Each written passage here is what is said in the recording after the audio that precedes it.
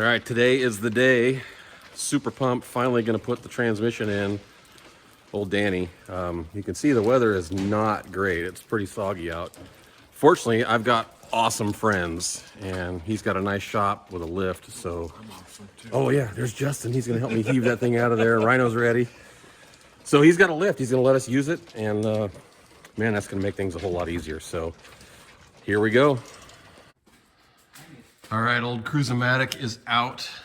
We ended up having to pull the whole exhaust off, which was fun.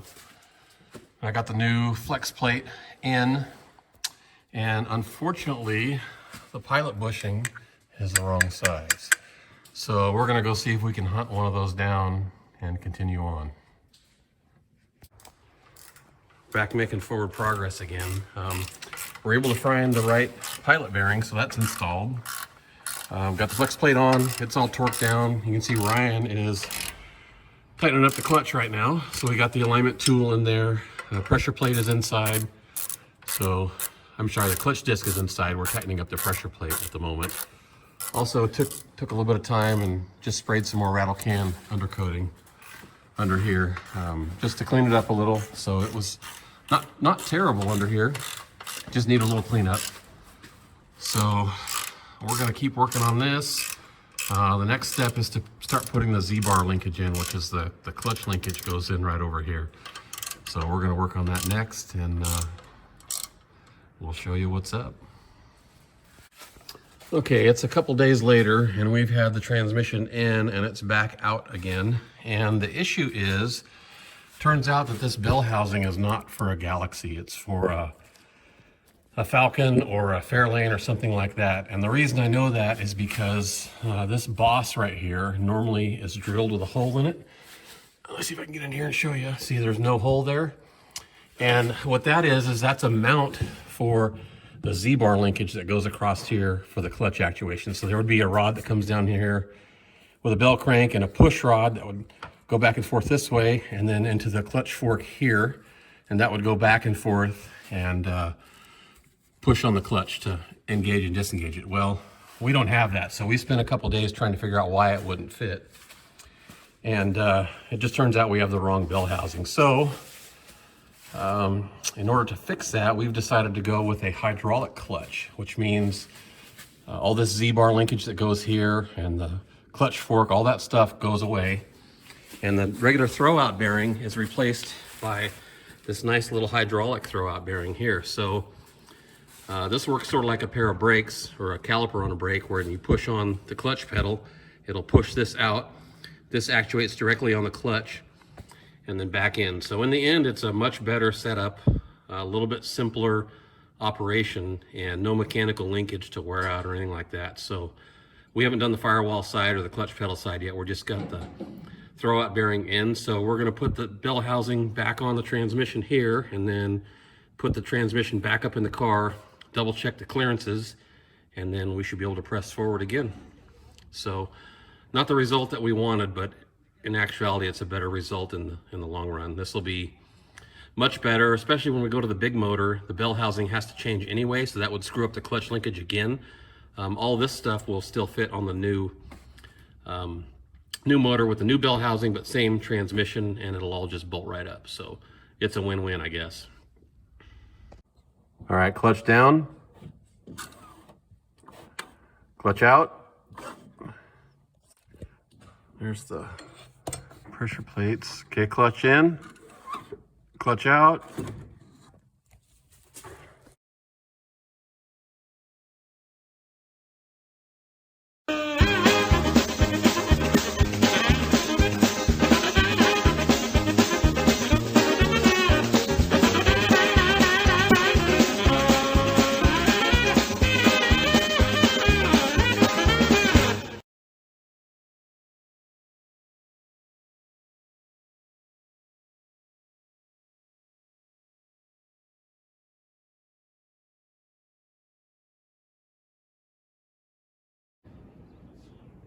All right, what's up everybody? Welcome back. It's been a minute since we've messed with Danny.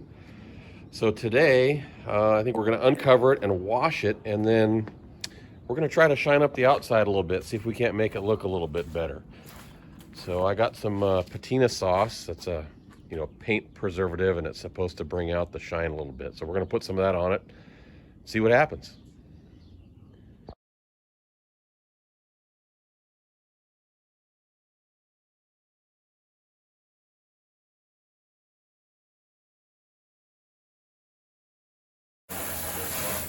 All right, so Ryan's going to give it a rinse here. We're going to go ahead and wash it. It's not too dirty. We washed it before we put the car cover on it last time. So just a little bit dusty, but really not too bad.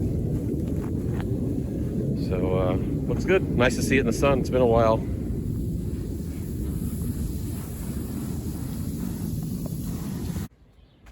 All right, so here's the stuff we're going to use.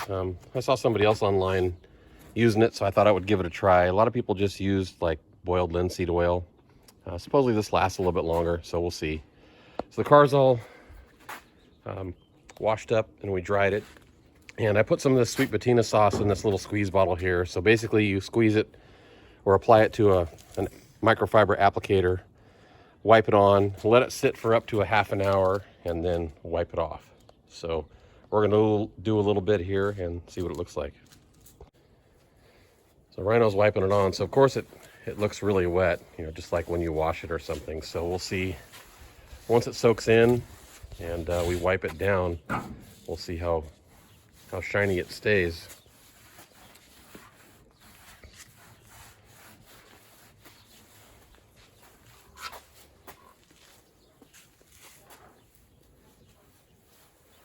Definitely makes it shine.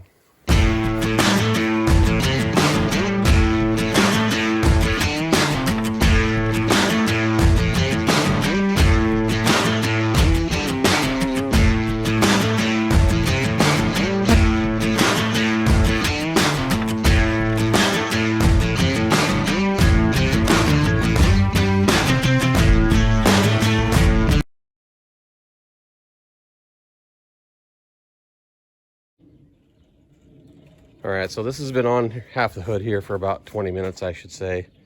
And you can see it's definitely quite a bit more shiny.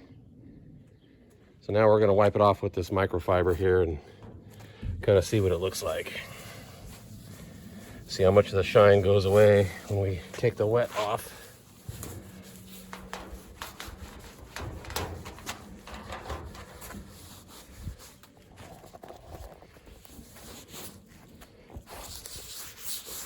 Top of the fender here too.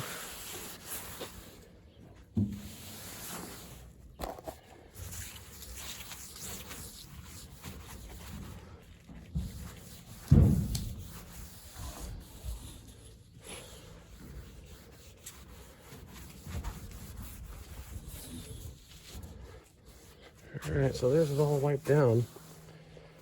So actually, it's not too bad. Quite a bit of the shine stayed. I think it'll obviously die back a little bit, but yeah, that's definitely better. All right, we're gonna keep going, do the rest of the car? Yep. Get started on it. All right, here we go. All right, there's what the after looks like. So the paint really soaked up a lot of the sauce, which I guess is to be expected, but not too bad with a little bit of elbow grease. At least it's shining a little bit. So that's kind of cool.